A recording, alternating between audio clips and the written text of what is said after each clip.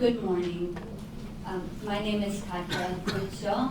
I'd like to first thank you for your time and attention. Thank you again especially to Congresswoman Marcy Kaptur, to Olia Onyshko, who brought this event to fruition, and to the Senate Ukraine and Congressional Ukrainian caucuses, and especially to you who have given your valuable time and attention to the topic of today's event.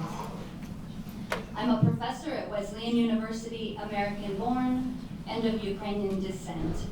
I've been directing a project in Ukraine for 5 years in collaboration with Marta Pivovarenko, Non-Government Development Foundation, using body-mind approach in the area of war relief and psychosocial resistance. We work together with civilians, volunteers, and more recently directly with the National Guard and the military. And so I'd like to draw your attention to the connections between the war, soldiers and veterans, and civil life in Ukraine. And in fact, they're completely interrelated in this context. And in fact, they are in every context. Working in Ukraine, post-Revolution of Dignity, we've learned about the necessary connection between physical, mental, and community health. Our approach addresses both individual wellness and social democratic growth. I'll start with a short story to demonstrate what I mean. In August, I was with Marta Pivovarenko and Vitaly Kherechko leading workshops in the cities of Kyiv and Dnipro. On our second day of a workshop, one of our participants, Olia, a soldier in the National Guard, approached me. She told me she took our work from the previous day home with her, and she told me it saved her family. Trauma takes hold of a person's body and mind in a state of extreme guardedness. This can separate a person from the here and now, even once the danger has passed. And I'd like to invite everybody to take a deep breath and appreciate the fact that we have both the mental and physical safety to do so.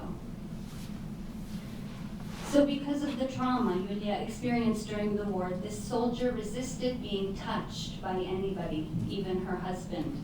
And she did not trust herself to touch others, including her 2 young children. This changed after our workshop. Basically, we do hands-on work. She had a partner. They gradually took turns lifting and holding each other's arms and slowly moving it around. The person whose arm is being held simply pays attention conscientiously to that act.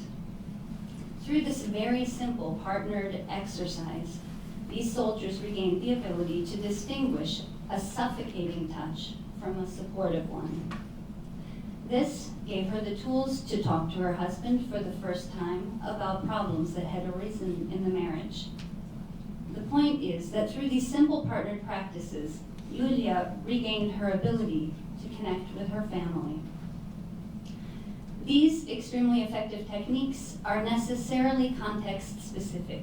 They're easily learned and modified. They require very little formal training or certification, and they are most effective within one's home context when applied in families and communities, peer to peer. The city of Dnipro is the closest major city to the war zone in Ukraine, approximately the size of Columbus, Ohio. In the first year of the war in Donbass, 25,000 Dnipro residents volunteered to go fight and defend Ukraine. They experienced the war as the defense of their community, and the trauma they've experienced was also community trauma. Since the Revolution of Dignity, Ukraine has seen a surge in volunteerism and civic engagement, Ukrainians building Ukraine. These local projects help communities gain strength by linking the healing of individuals to the building of their community and their country. The premise of my work and the research Marta and I have been conducting in Ukraine is that trauma impacts 3 spheres: psychological, physical, and social. Therefore, Ukrainians are suffering a crisis that encompasses individuals and their communities. And so it's best addressed not by programs that remove individuals from their communities or by treating soldiers and veterans as a special group that is somehow outside of civilian life. What we need are programs that are developed by, integrated into, and administered by the communities themselves. In that way, just as Yulia gains the tools to talk with her husband and children, Dnipro can gain the tools to talk with each other and continue building a democratic civic engagement. The points that I aim to communicate today are that in order to help Ukraine, we need to support what is happening there on the ground, Ukrainians building Ukraine. And this means sustained long-term engagement at the community level must be prioritized over short-term sending of outside experts. Supporting the civilian and civic sector. This is a war largely fought by civilians, as you see, who volunteered to protect their country. Thousands of these volunteers are still undocumented, for all intents and purposes hidden, but needing of support. Civic organizations are connected to the communities, towns, and remote areas. Their numbers are far greater than the official military veterans.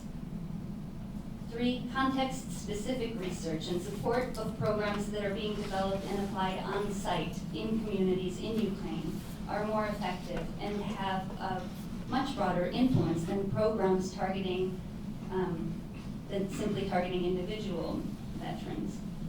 The healing of an individual's mental state is central to the healing of a community's state. When we use community-based healing practices, it isn't just the individual who heals, but also the community. We can use these methods that focus on healing individuals to help Ukraine build a vibrant and democratic civic culture. This is an example of one program that works in Ukraine that is easily disseminated, highly effective, very low cost. We need additional research to understand how and why it works. With this information, we stand to learn about the relationship between military and civic life and the connection between individual health and the health of a society. If we think forward into the future, we may be able to bring the things we learn in Ukraine back home to help our own veterans here as well. Thank you for your time and attention.